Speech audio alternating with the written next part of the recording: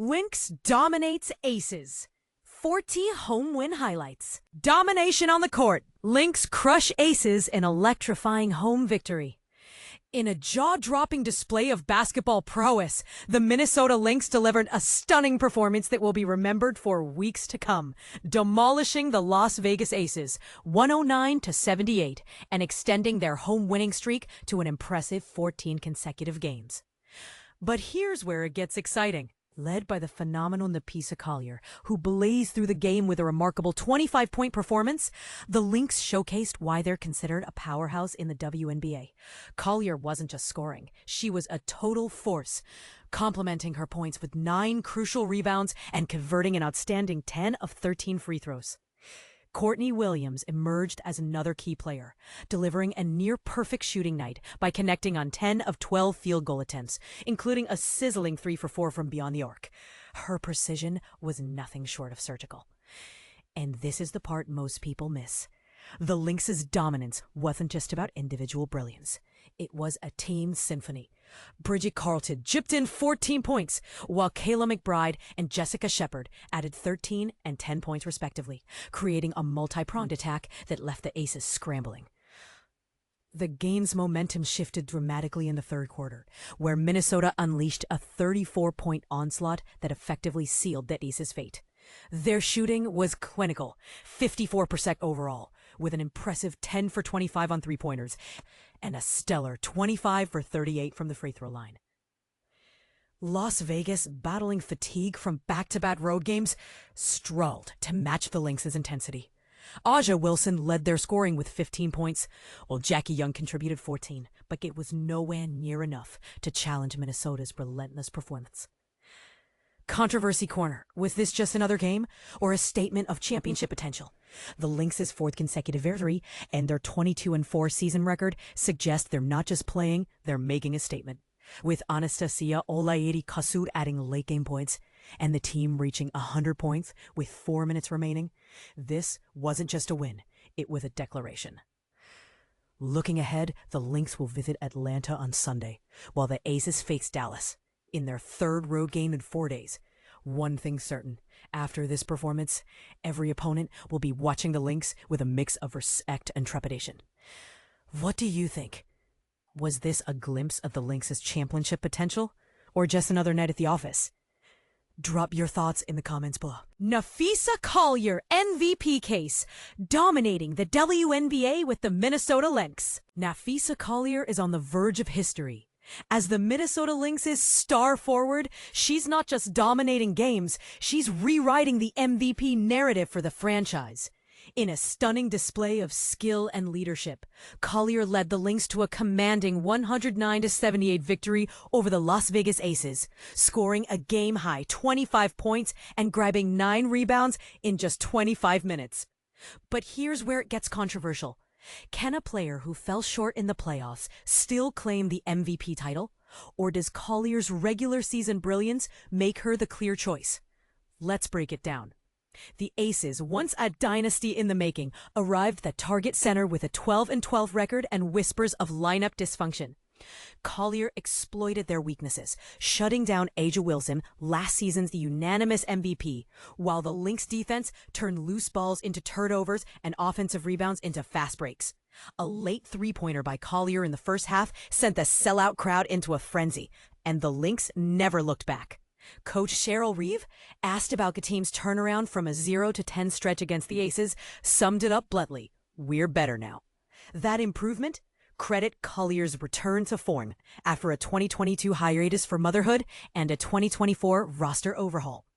With 14 regular season games left, Collier is the runaway favorite to join Lynx legends Maya Moore and Sylvia Fowles as the franchise's 3rd MVP. And this is the part most people miss. Minnesota's MVP drought in pro sports is longer than you think. The Lynx haven't had an MVP since 2017. Meanwhile, the Vikings, Twins, and Timberwolves have combined for 11 MVPs across their 241 completed seasons. But the NHL? A shocking 0. No North Stars or Wild player has ever won the Hart Trophy.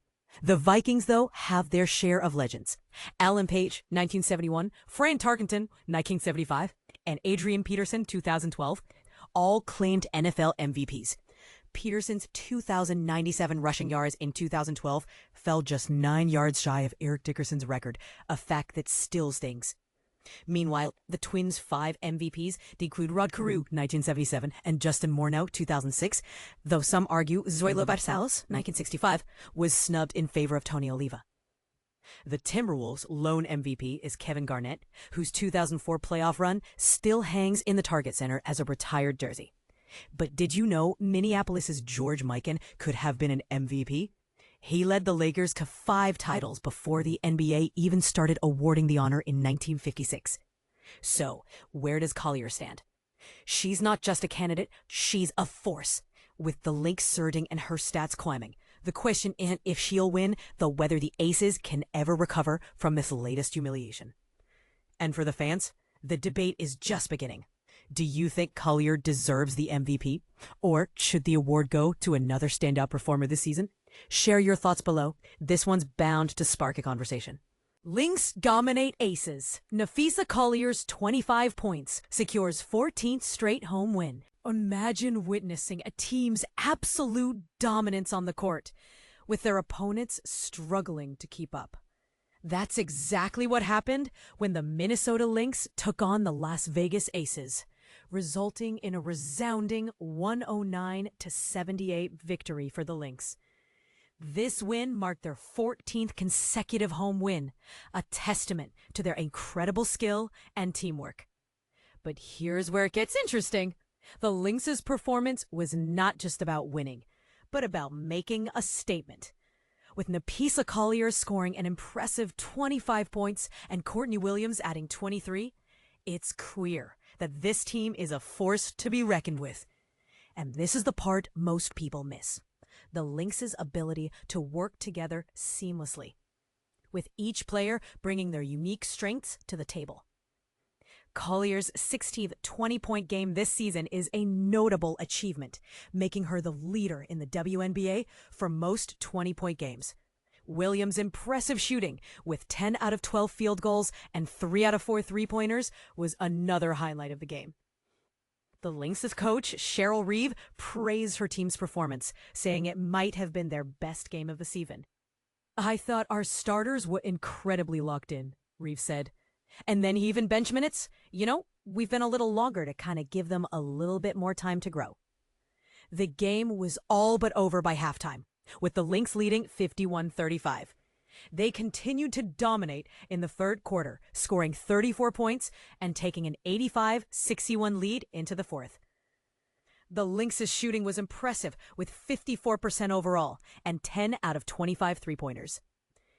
They also made 25 out of 38 free throws, with 22 of those coming in the first 3 quarters. The Lynx reached 100 points with 4 minutes left in the fourth quarter. And Anastasia Oleri-Kosu scored the final points of the game, giving the Lynx their largest lead of the night. But what really sets the Lynx apart is their rebounding ability. They out-rebounded the Aces 48-30. With Jessica Shepard leading the charge with 10 rebounds. "Yeah, rebounding was on our minds, led by Jess," Reed said. "I like what Jess is. Really gritty and just in there fighting for every rebound. She was a great leader for us tonight, really with both roofs. Her effort is contagious." The Aces, on the other hand, struggled to find their footing, shooting only 38% from the field. Asia Wilson led the Aces with 15 points, and Jackie Young added 14. But the real surprise was Jewel Lloyd being held scoreless. Only the second time that has happened in her career. So, what do you think? Can the Lynx keep up their winning streak, or will they eventually falter? Do you think the Aces can bounce back from this loss, or are they in trouble? Let us know in the comments. And this is the question on everyone's mind. What's next for the Lynx, and can they continue to dominate the WNBA?